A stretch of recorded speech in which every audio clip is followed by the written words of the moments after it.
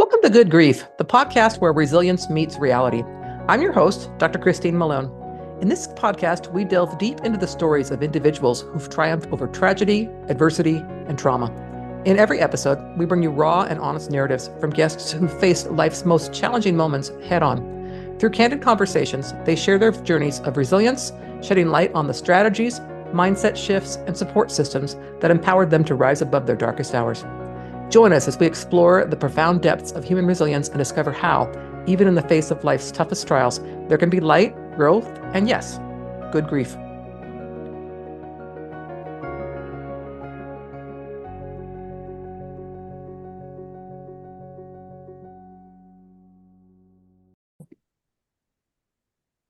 Okay, listeners, thank you so much for joining me for this episode. My guest today is Patricia Roos, and she is going to tell us a story about the loss of her son. So, Patricia, I know you go by Pat. If you would, go ahead and introduce yourself and just tell us a little bit about, who you are and what you do. Sure. My name is Pat Roos, and I just published a book called Surviving Alex.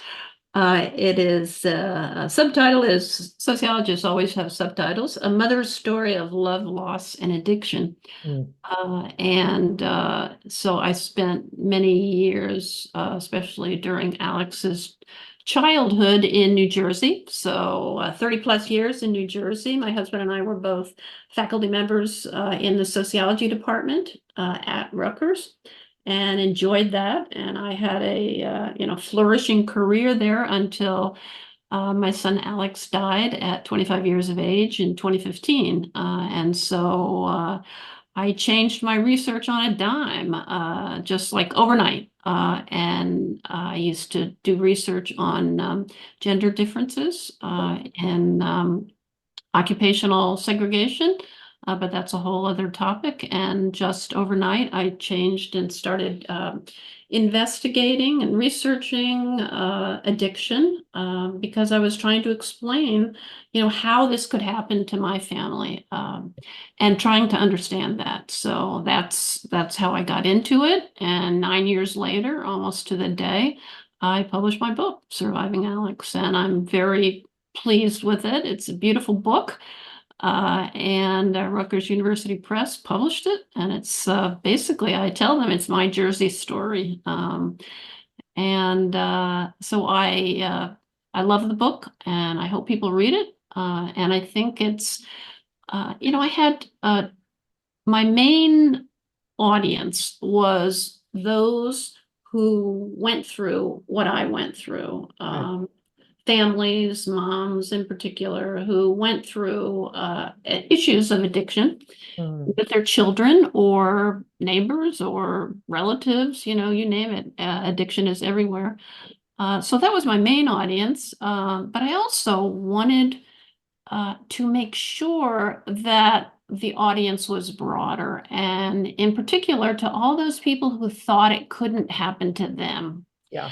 I think that that's really important. And isn't that pretty much everyone who think that it can't happen to them? And, my family, I'm sure we'll get to talking about it, but my family was just what I call a good family, right? A normal family. And let's talk more about that. And I can give you more examples of how we were just a basic normal family.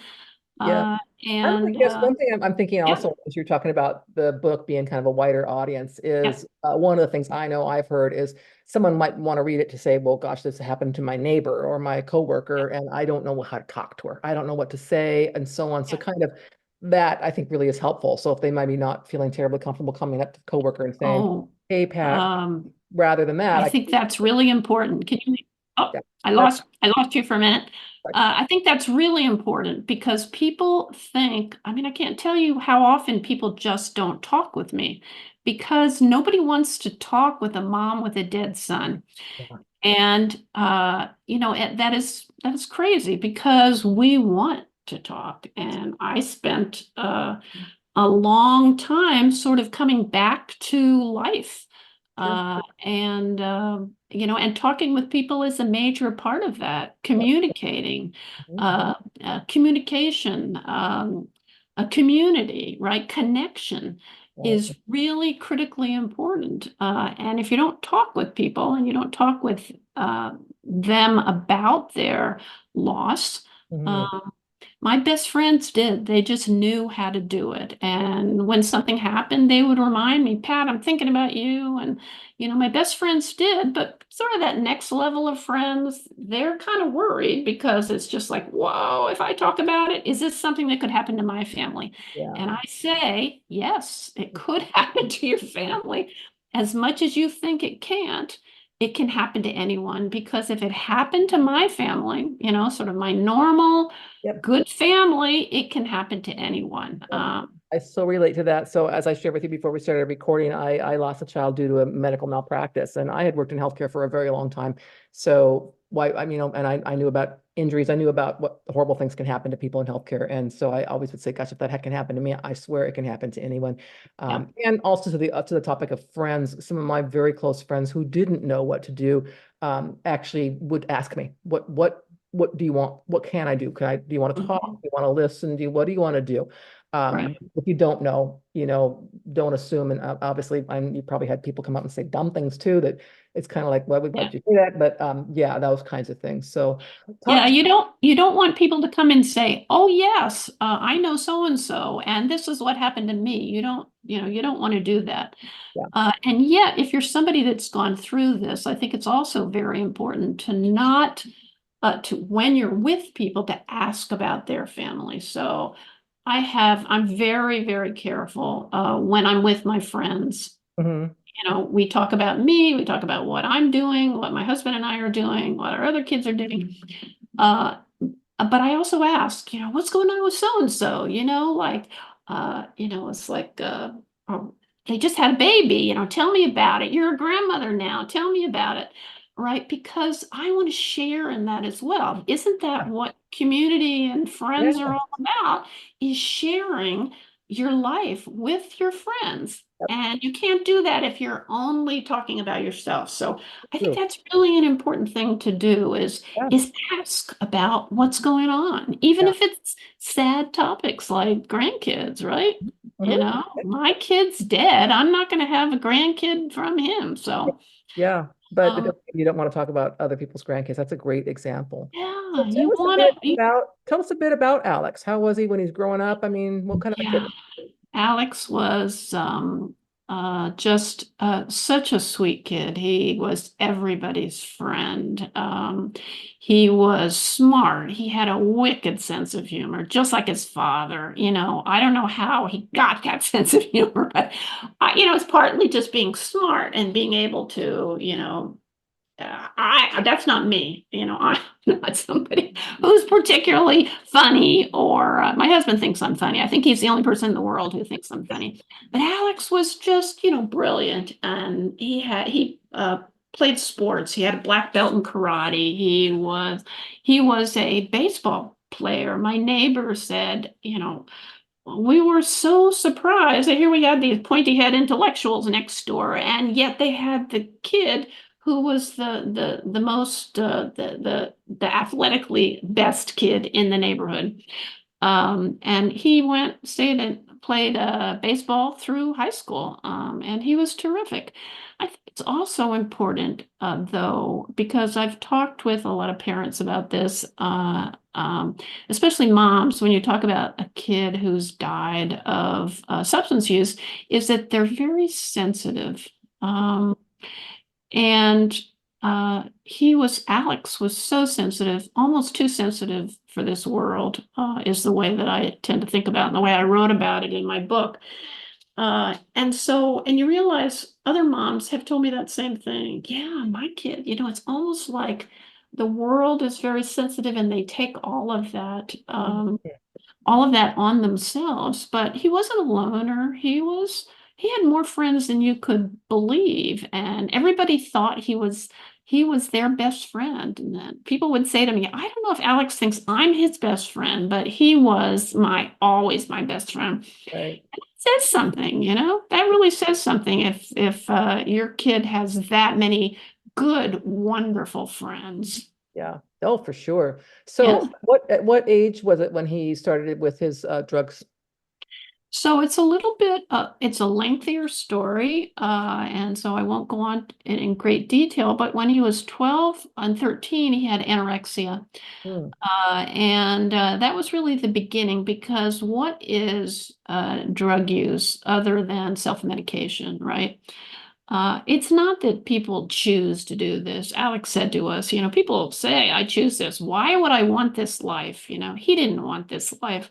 Just like he didn't want to be an anorexic when he was 12 years old. And he was in eating disorder unit for months. And then, for months after that, he had therapy about it. And that was really hard for him because he thought, gosh, why do I have this? And this is a girl's disease. And of right. course, it is mostly what young girls get, not what young men got. And he was to begin, he was the only male on the unit. Mm, Uh, but that was the beginning, I think, that we began to see a kind of anxiety that he was looking to control somehow. right. And then, and then he came back. Behavioral therapy worked. And he came back and we had our good family again. And he did really, really well. But also, shortly after he got out of the hospital, he began to start drinking, even at a relatively young age. And that got worse in college, where he got blackout drunk and, was involved in various kinds of confrontations with the local criminal justice system. But he graduated right on time. And in the May of 2020, and no, sorry, 2012. And and then that summer was really horrible for our family because we call it the summer from hell because uh, Alex graduated in May. A month later, his favorite grandmother died, my husband's mother, and he took it really, really hard. And then 6 weeks later, my husband's brother died at the age of 50. And 8 years earlier, his wife had died. So those two children, who had no parents anymore, they lived half a mile from us, they moved into our house. So that created a kind of, Alex had been an only child, and he adored these two kids, Ginny and Hunter. He adored them, but he also began to feel like they had some responsibility to look out for them. But when you reconfigure your family from a family of three to a family of five, that creates its own issues. So he graduated. That was a really hard summer. And toward, I guess it was the following year that he started really getting into harder drugs. And we think that he got into heroin in that summer, late summer. And in 2013, he had an overdose, the first overdose that we knew about. And so from that point on, from 2013, when he had that first overdose, to 2015, when he died, he had 12 different rehabs and multiple detoxes and, psychiatric hospitals. And, they were all pretty bad. And, we can talk about that as we go along because I have lots of um, beliefs about, sort of what's wrong with the conventional Mm, ways of dealing with substance use. mm. And I try to deal with that in the book. I have a very strong opinions at this point that we're not doing it right. So I think that's well, would be obvious to pretty much anyone. I mean, your story already. I mean, I've heard many times how many times people have been in and out of rehab for both drugs and alcohol.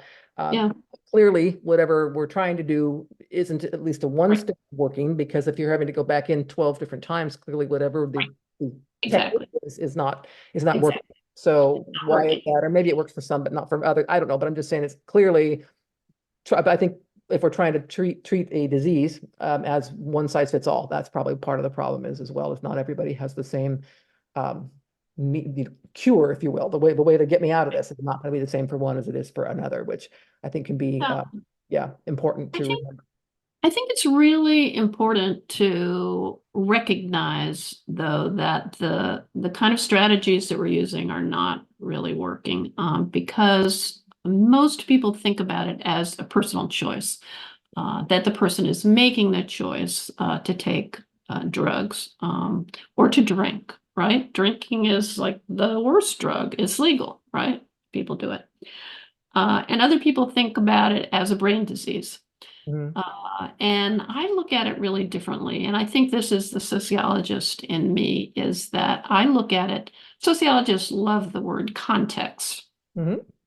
And and so it's not that personal choice has no role, right, in this process, but you have to look at choice within the context of larger social issues, right?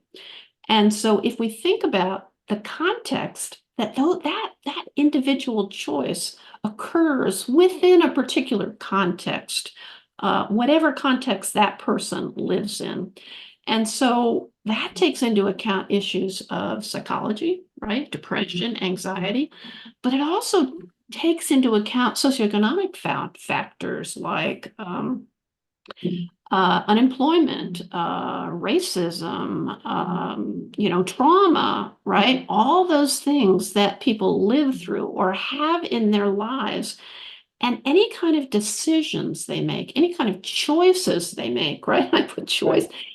into quotes there, has to take into account those larger factors. We sociologists, we use the term systemic, right? But if you just think about it as context, right? Everybody understands that the context that they make those choices in are unique to them, right? We all have those particular contexts, I think the word different contexts. choice, I mean, for listeners who are old enough to remember the Reagan years, Nancy Yes, Reagan's famous phrase of just say no, right, which, right. I don't know if she meant it to be that as simple as that, but it kind of leads down the road to say it's as easy as just saying no, which it Yeah, is for many right, people. Just, I'm right. just going to choose today not to do it anymore. That really isn't the case with a lot of things, not just drugs or Yeah, alcohol, with a lot of things like I'm not going to eat that anymore, or I'm whatever. right. It isn't that simple. So I think that is the part of where a lot of people I've talked to where they're kind of offended when when the word choice comes in. It's like I didn't choose this and I don't choose to continue. But I totally get what you're saying. It is that series of I obviously made the choice the first time I tried this, or I whatever it is going Mhm. on. So but it's just not a simple one. Is kind of the point I'm trying to make there, because that It's not, is yeah, it's not a simple choice. And think about, are there issues in your family, right? right, right. Where there were psychological issues? Is there some kind of uh um family history that leads you in that direction, and that requires it a lot more Yeah, to, a lot more than just saying, oh, I'm not going to do this anymore. right, Uh, right. yeah. So you keep saying word family. Let's talk about your family. So how has your family, how did this go for your family through this time when Alex was in addiction, and then since death? You mean, what have we done? Well, no, As but a how has it impacted you, I guess, is what I'm saying. As a okay. family. I mean, yeah, Yeah. Obviously, horribly, it destroyed us. My husband has a chapter in the book as well. And so we dealt with it and deal with it to this day in different ways. People who have read my husband's chapter in the book, it's so raw and so emotional. yeah, Um, and that's the way he is, and that's the way it affected him. It destroyed him. And he also had the added burden of, because his brother died, he was responsible. He was a guardian for these two children, still is. I mean, they're now adults, so they're on their own and doing wonderfully. But that created a lot of difficulty for him, because he had to deal with all of the, stuff that comes from a death, and he was the one that had to deal with that and address the issues of these two children who moved into our house, and that we now consider our children, right? right. They are our children. but he's much more emotional and raw about it. I can't sort of let myself go in there in that way. So I describe, and my husband says, he says, Pat, you're so compartmentalized. And it's true, but it's the way that I have dealt with it, because to me, that's therapeutic. I have to, I don't have any other choice. I have to, put one foot in front of the other and just deal with it. And the way that I dealt with it, I had just a series of things that I did to deal with it. One of which is to write this book. And it has been very therapeutic to write this book, because especially when I get such positive feedback from it. It's still early days, right? Because it was only last month that it came out. But people who have read it, are just, that it has provided them solace and, support and some way of thinking about it, and, some way to push back the traditional conventional notions of what addiction is. And all moms deal with the issue of having people think that it's their fault. I mean, my first op-ed that I had published in the Star Ledger in New Jersey, I had looked at the comments. People say, don't look at the comments, but I was interested in the comments. And one person said, well, if it's not the kid's fault, if it wasn't Alex's fault, then it's his mother's fault. And there are a lot of people who believe that. And, I know enough as a sociologist and just a regular human being that it's much, much more complicated than that. And so, I think what we've done is just, put one foot in front of the other and prioritized our relationship to make sure that we both dealt with, we may deal with different things, but we deal with the, all the trials and tribulations that come our way in dealing with losing our son. One thing that comes to mind for me, Pat, as you were talking is, I don't know if there's a really good TED talk out there. I don't remember the lady's name, but her son was one of the Columbine shooters. And Oh, her TED talk is called My Son Was a Columbine Shooter. And she yeah. talks about how people have responded to her in the years since that happened. I mean, how did you raise this person, this monster that became this horrible killer and so on? And how she had to work her way through that. So if you haven't read it, or listened to it, it's a really good one. I would also recommend it to listeners who, Yeah. especially when you're thinking, especially moms, I know dads too, but moms, we really internalize that and so on. So it was very powerful to listen to hear her talk about how she got through that. And even, yeah, it was a good one. But so it sounds like, I mean, tell me about some of the feedback you've received from people who've read the book. I mean, you kind of touched on it, but like is it where, hey, I've been through this myself, or I'm going through this, my child is in an active addiction or anything like that, where they've pulled something from it that they're really point out as being the most helpful? It hasn't been long enough for me to have gotten a huge amount of feedback, but I'm looking forward to that. The people who have read it have really touched me. Interesting, one of the things I will mention is that an interesting outcome of this is that I've gotten closer to some more distant relatives Oh, that I grew up as an army brat, so we were all over the place. We were in Germany, we were everywhere, mostly on the East and West Coast. I graduated from high school in Honolulu, and so we've been everywhere. But as a consequence, there were parts of our family that we never really got to know. And so I've heard from some cousins who I certainly have met them over the years, but very seldom. sure. And it turns out that there are some parts of my extended family that have issues of anxiety Mm, and substance use and alcoholism, and that to me was, I didn't know that. I mean, that was something that I didn't know, and it's partly because people don't talk about it. right. But they I mean, what's so satisfying to me is that they love my book.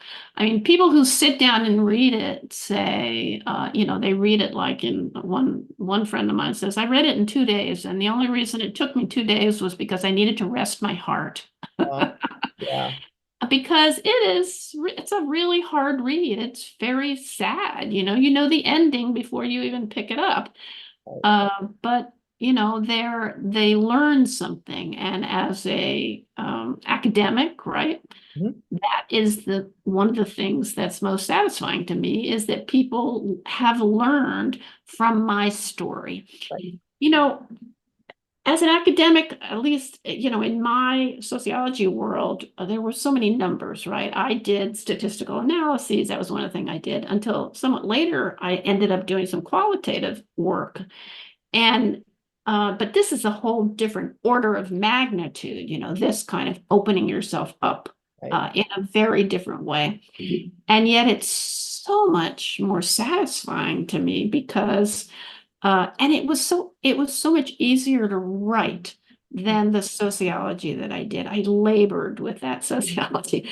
Yeah. But writing this, once I started it, it just came flowing out of me. So I knew I was doing something right. And I was worried because I was opening my family's life to a larger world. So of course, that in this kind of scary world nowadays, that's a little bit scary. But I couldn't, I had to do it because I have this idea that I want to create this community of action to deal with overdose and to deal with addiction.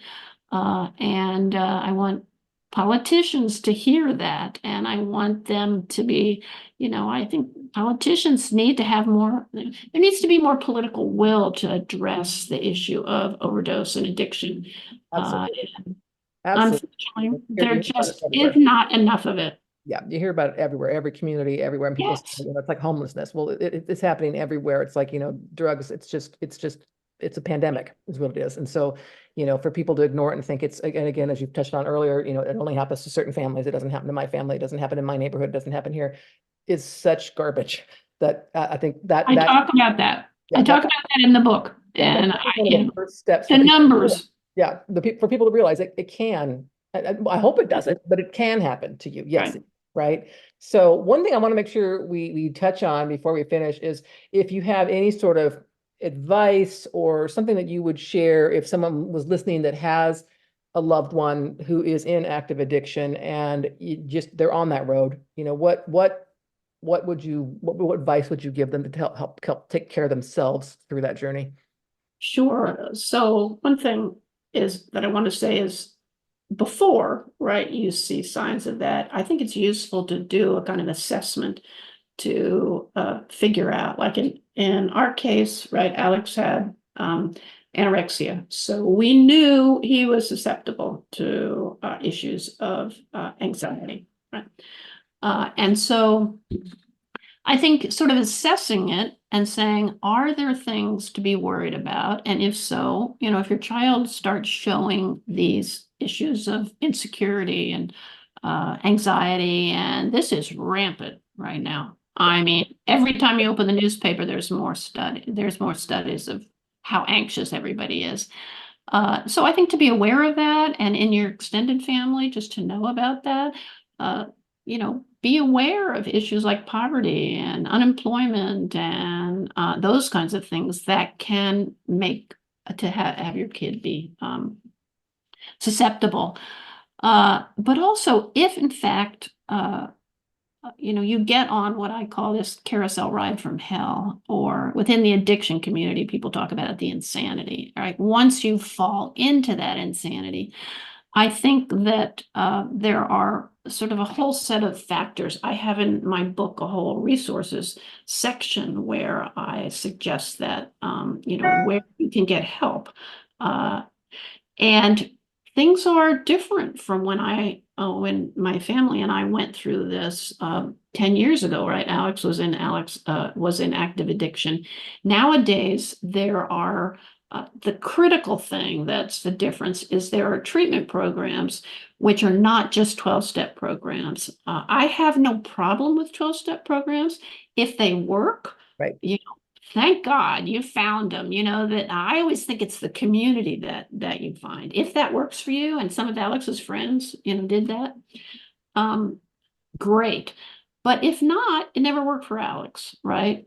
But there are programs nowadays, not back then, that have medications, either what's called MAT, or medications for opioid use disorder, or methadone, right? There are medications that have been demonstrated by researchers to help.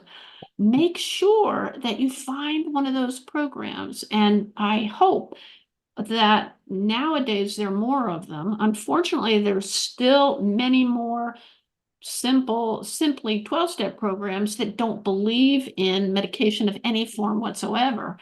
That's such a huge mistake, and don't buy it. I have Really examples counts in of it. my book where I talk about this. Yeah, one of the things I've heard, I actually did an interview with a lady who talked about overcoming alcohol abuse using medication, and what we talked about is that people think it's stop or nothing, and they think if it's a weakness, you need a medication Abstinence. to keep you from doing Abstinence. it, and that's just not. It's not normal. It's not. I mean, if I have high blood pressure and I take blood pressure medication to control that, that doesn't make me weak. It doesn't make Right. me a bad person. So I think that mentality is part of this newer way of, as I shared with you about my niece coming off of these things, is sometimes you need assistance to do so. And it doesn't just mean those 12 steps. And again, I'm not putting down 12-step programs. I've got very good. No, I don't either. I don't I either. also know that a lot of people don't have that the spiritual part of it, where it's like, whether it's my higher power, whatever that my thing is, it might not be that. That's not working for me because I don't have Right. that, whatever. So that I think is important to bring up as well. And really, again, there's no shame. It's like depression. There's no shame in going to see a provider and doing counseling or medication. There's just absolutely what works for you is what needs to work for you, and not what society thinks you should do or what they think is acceptable. That I think is offensive in big ways. So yeah.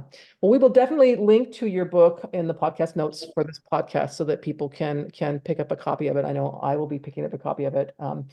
And really looking forward to hearing your Yes, you should read the book. You'll Yeah. learn a lot. Yes. Is there anything else you'd like to share before we end today, Pat?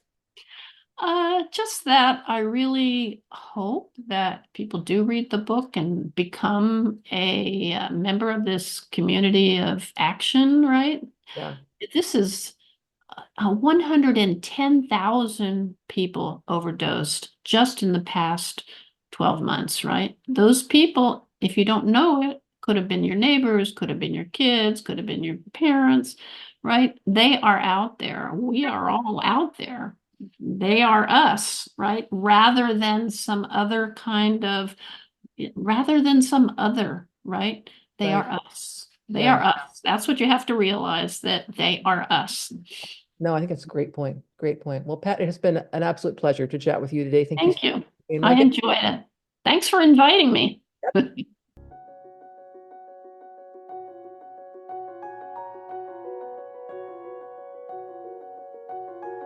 Thank you for joining us for this episode of Good Grief.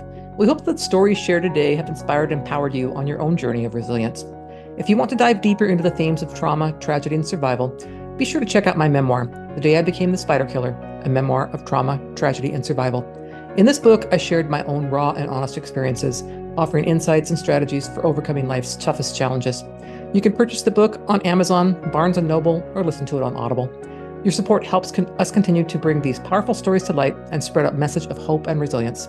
Stay tuned for more incredible stories on our next episode. Until then, remember, even in the face of life's toughest trials, there can be light, growth, and good grief.